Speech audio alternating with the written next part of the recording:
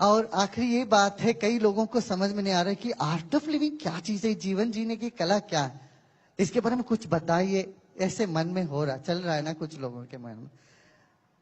जीवन जीने की कला 5 तत्व है, इसमें 5 बातें हैं, सिर्फ 5 बातें। क्या? जीवन में सुख आएगा, दुख आता है, सुख आता है। सुख दुख में मन को संभालना, समता में बनाए रखना सबसे पहला पाठ है, पहला तत्व है। ये जरूरी है कि नहीं, बताओ? जरूरी है। अपने मन को संभालना है ना, सुख में चाहे दुख में मन को संभाल के रखना सबसे पहला।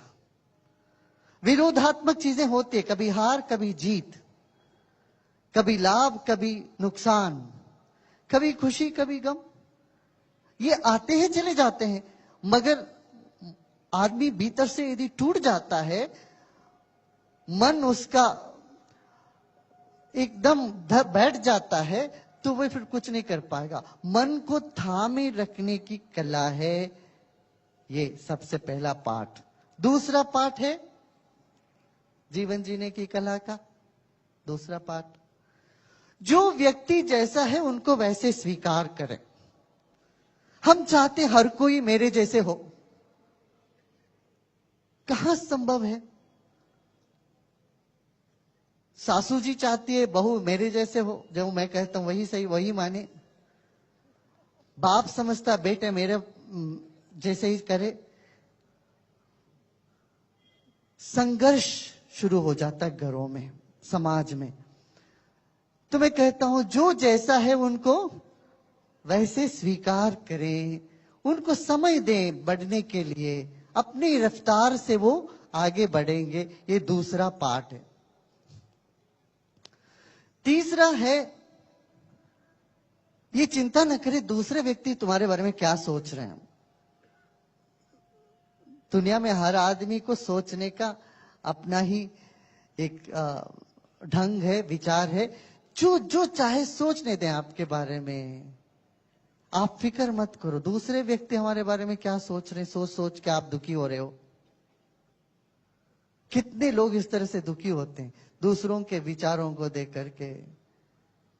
फालतू है, समय खराब है, इससे जीवन खराब है। जीवन बहुत मूल्यवान है, इसलिए मैं कहूंगा दूसरों के फुटबॉल मत बनिए। ये तीसरी बात।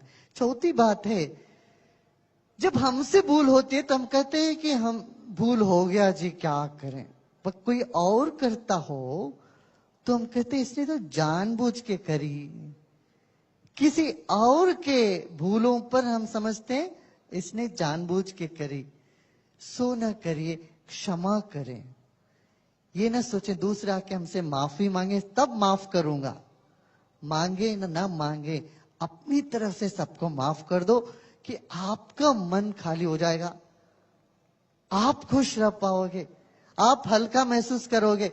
नहीं तो जिसके ऊपर नफरत है वो दिन रात आपका मगज खाता रहेगा, वो व्यक्ति बैठ के, तुम वैसे हो जाओगे उनके जैसे। इसलिए मैं कहता हूं क्षमा कर दो, माफ कर दो। कोई माफी मांगे बिना भी माफ कर दो, तुम कम से कम अपने मन को बचा लेना।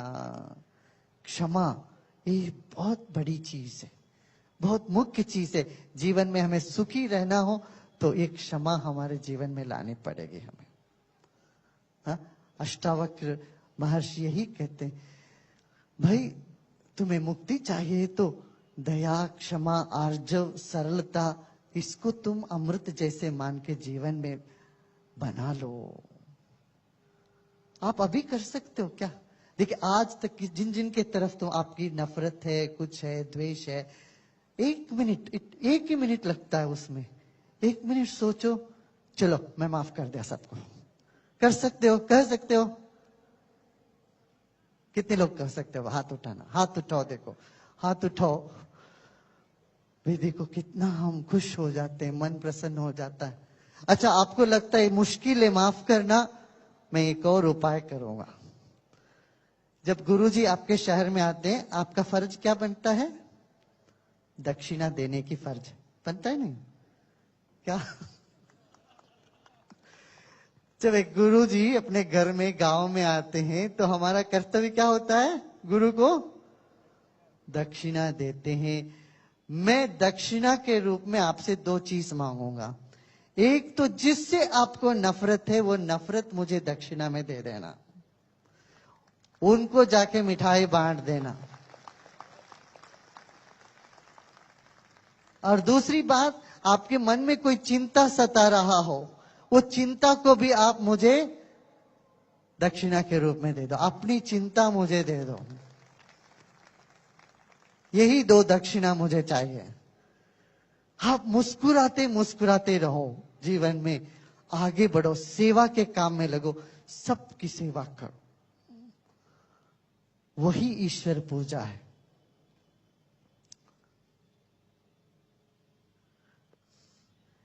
येन केन प्रकारेण यस्य कस्यापि देहिना संतोषम जनयेत प्राज्ञा तदेवेश्वर पूजनम। ईश्वर की पूजा क्या है?